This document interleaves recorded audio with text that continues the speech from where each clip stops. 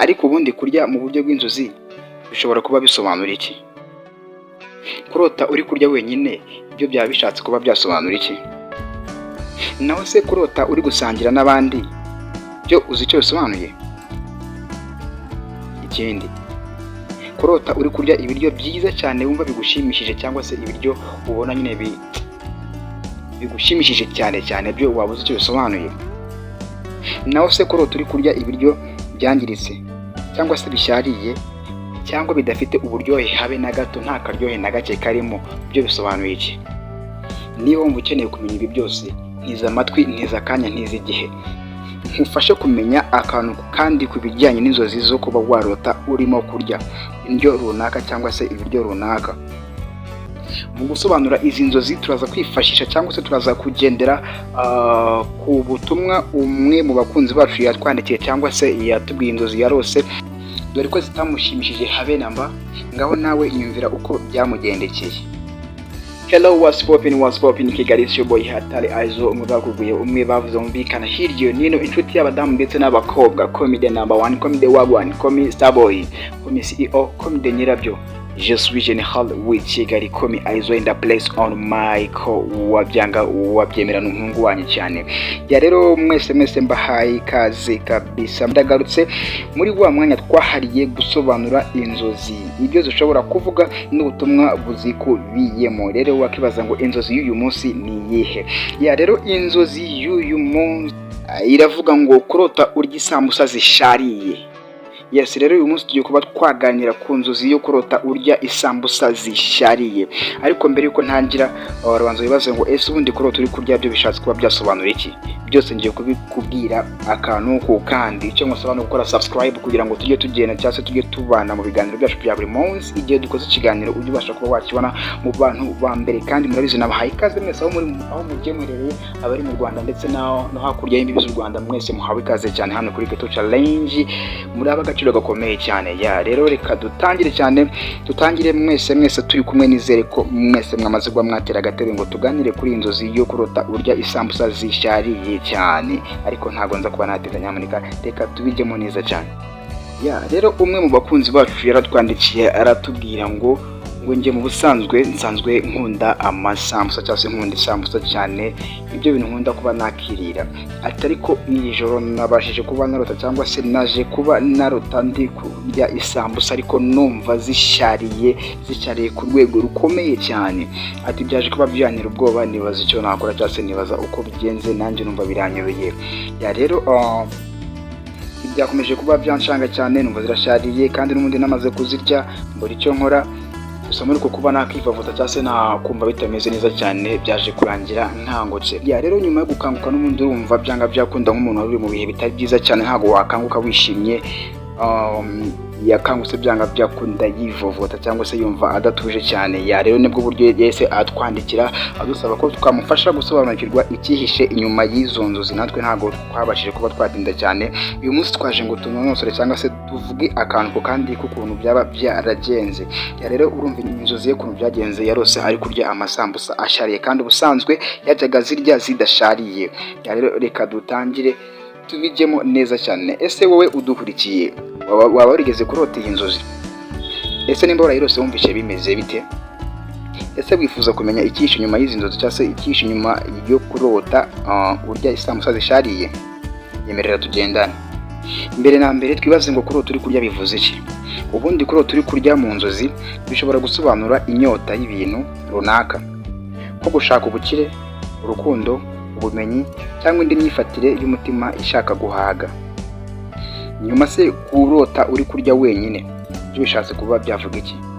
Ngo bishobora kuvuga ko wumva uri wenyine cyangwa se wifuza kugira uwo mubana mu buzima bwawe bwa buri munsi. Ya noneho reka mbe nagufasha gusobanukirwa izi ngingo enye tugiye kuba twaganiraho. Ingingo ya mbere, kurota urya ibiryo byiza kandi bishimishije. Ya kabiri, kurota urya ibiryo byangiritse cyangwa se bishariye cyangwa bidafite uburyohe. Ingingo ya gatatu, kurota urya ibiryo byinshi cyane cyangwa se nyine ibiryo byinshi kabisa, ubona nyine ku isahani hariho ibiryo byinshi cyane. Ingingo ya kane ari nayo ya nyuma, kurota urya ibiryo udasanzwe urya cyangwa se ibiryo bitari byo mu muco wawe. muri make ibiryo by'ibinyamahanga muri make. Yes, izo ngingo uko ari enye reka duhere ku ya mbere dusobanura. Kurya ibiryo byiza bishimishije bivuze ibyishimo, guhazwa, kwiyumva neza cyangwa se kugira icyo wifuza kigiye kugerwaho. Bishobora kandi gusobanura ko hari ikintu cyiza kigiye kukubaho cyangwa ko wumva uri mu rugendo rwiza cyane. Ingingo ya kabiri, kurota urya ibiryo byangiritse, bishaririye cyangwa se bidafite uburyohe. Bivuze kubabazwa n'ikintu cyari cyiza mbere, nko kwibeshya ku muntu cyangwa se ku gitekerezo, cyangwa se nanone kubura icyizere. Ni nk'aho umutima wawe urimo kukuburira ngo ugenzure neza ibyo urimo cyangwa se abantu bari hafi yawe, ubagenzure umenye ikibagenza. Ingingo ya gatatu, kurota uri kurya ibiryo byinshi cyane. Bikunze kugaragaza inyota y'ibintu runaka mu buzima bwawe, nk'urukundo, amafaranga cyangwa se amahirwe. Bishobora kandi kuvuga ko hari ibyo wifuza cyane ariko ukaba utarabibona. Yes, ingingo ya kane ari nayo ya nyuma, kurota urya ibiryo udasanzwe urya, cyane cyane ibitari byo mu muco wawe. Yango ibi bishobora gusobanura gushaka kugerageza ibishya, kwagura imitekerereze cyangwa se gukora ikintu kidashamaje nk'uko wabitekerezaga. Mu yandi magambo, kurota uri kurya bisobanura uko uhagaze mu byiyumvo byawe, waba uri guhaga, ushaka byinshi cyangwa hari icyatangiye kukurambira. Ni ishusho y'uko umutima wawe wumva ibyishimo, ibibazo ndetse n'ibindi. Nibwo umukunzi wacu rero yatwandikiye atubwira ko yarose arya isambusa ishariye. Isambusa ni indyo yihariye. Ubundi isambusa ni ifunguro rito riba rifunze imbere kandi rifite uburyohe bwihariye. Mu nzozi ikintu nk'iki gishushanya ibanga cyangwa se ibintu biri mu mutima wawe. Kuba isambusa ifunze bishobora gusobanura ko hari ikintu wihishemo cyangwa se witeze ku buzima, wenda ugishaka kumva neza. Ikintu cyiza gifite byinshi kirimo. Isambusa ishobora kugaragaza ibyishimo, amahirwe cyangwa se amakuru meza, ariko agomba gusobanuka neza nk'uko ubona igisubizo kiri imbere.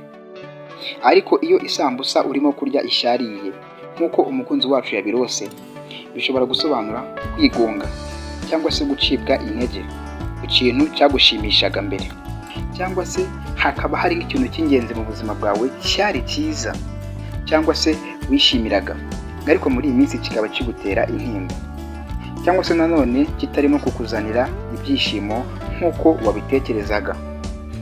Akandi gace, ugufata umwanzuro cyangwa se kwinjira mu kintu utekereza ko kizaba cyiza ariko kikagutenguha nabi cyane. Isambusa ishariye ni nk'ukuntu twavuga ngo nagize icyo nizeye ariko kinyikira imitekerereze. Uko wiyumvagamo iyo nzozi ni ingenzi cyane. Wavuze ko wumvise bikubangamiye cyane, bishimangira ko iyo nzozi ikwereka ikintu cyihariye kiri kukubangamira mu buzima bwawe bwa buri munsi. Gishobora kuba kirebana n'amasano yawe, umushinga runaka cyangwa icyizere wagiriye ikintu cyangwa se umuntu.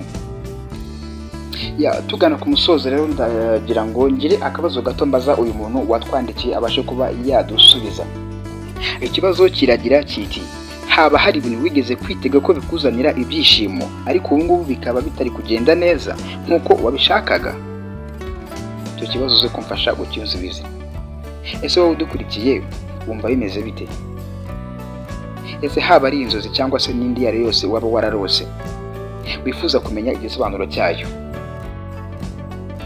Ndakubwiza ukuri ngo hano kuri Geto Challenge niho tuguhereza amakuru ahagije cyangwa se ibisobanuro bihagije by'inzozi zose warose uko zaba zimeze kose.